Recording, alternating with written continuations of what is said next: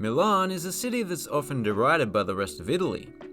But are they just jealous of this city's fine sports venues? Let's find out. Here are the stadiums and arenas of Milano, Italia. Arena Civica.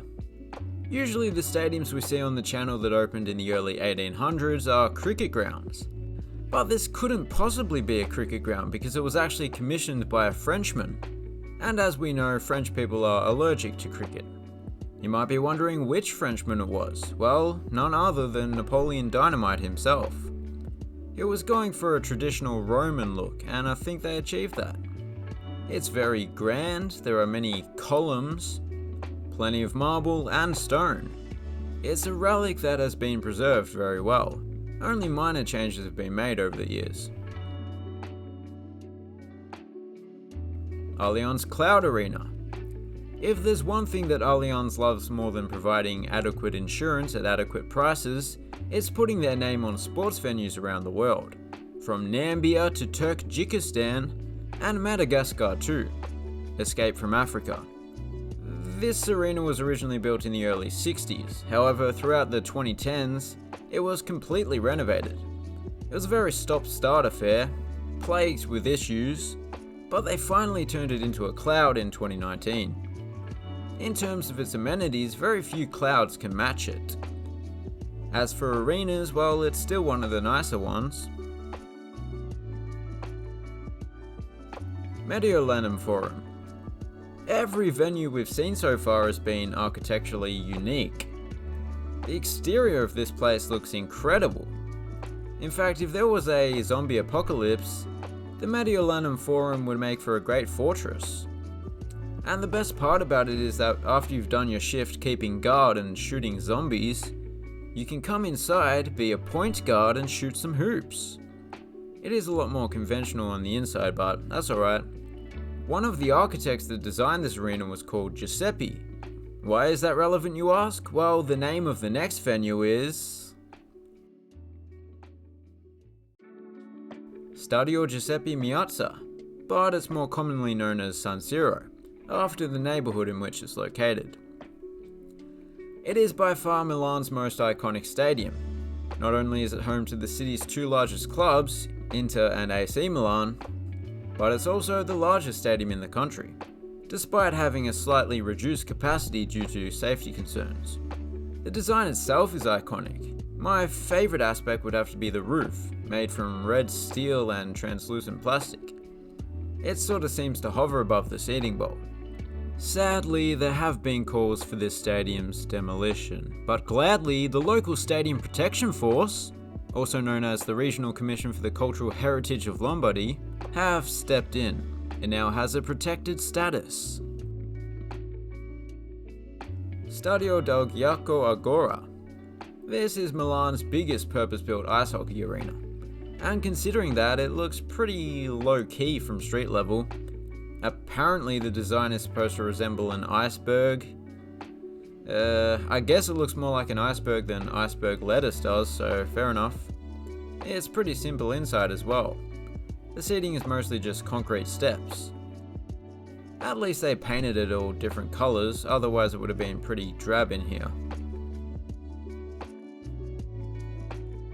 Velodromo Vigarelli has an especially elongated design because, as the name suggests, it is a velodrome, meaning it was primarily built to host cycling. And despite the track being mostly destroyed in World War II, it still does host cycling. In recent years, it's also become the home of American football in Milan. The oddly named Milano Seamen of the European League of American Football play here. It is a pretty cool stadium. And rather than being a hindrance, the velodrome kind of acts as like an automatic ball return when practicing field goals. Pala Desio. Desio is one of many towns that are sort of separate from Milan but still form part of the metro area. You can see from above that the boundaries of the city are ill-defined.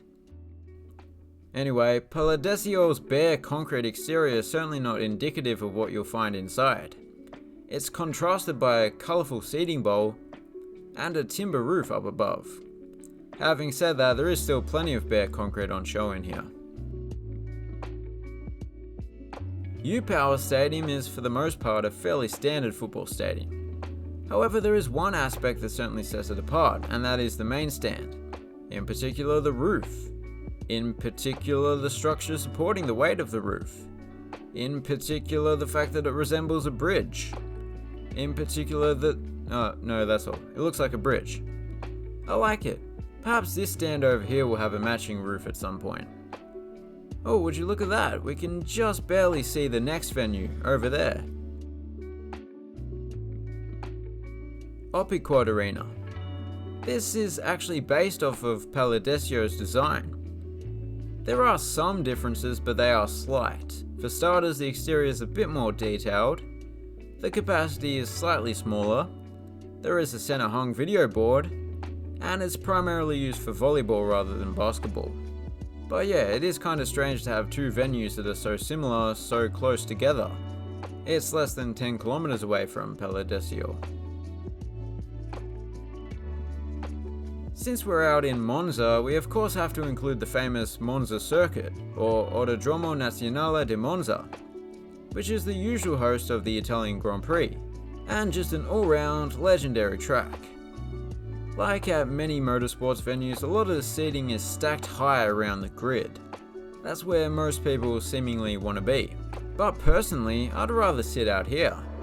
It's just a bit more peaceful. What?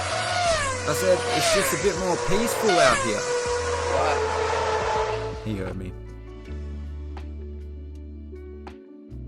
eWork Arena. To be honest, I didn't really know how much they loved volleyball here until making this video. eWork Arena is the third venue we've seen that is used primarily for the sport. Oh, and would you look at that? It seems that Milan is not just the volleyball and fashion capital, but also the timber domed roof capital.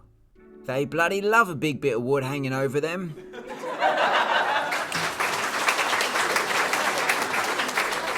The seating layout in here is completely different to the other wooden domed venues we've seen though. Stadio Carlo Speroni. Not only is the stadium named after Carlo Speroni, but there's also a statue of Carlo Speroni, as well as a museum dedicated to Carlo Speroni. In case you were wondering, Carlo Speroni was a local who excelled in long distance running, which explains the running track, although I don't think that it's getting much use nowadays due to they built an entire stand on top of it. And those were the Stadiums of Milan. Please consider subscribing if you haven't done so already, and as always, thanks for watching, have a good one.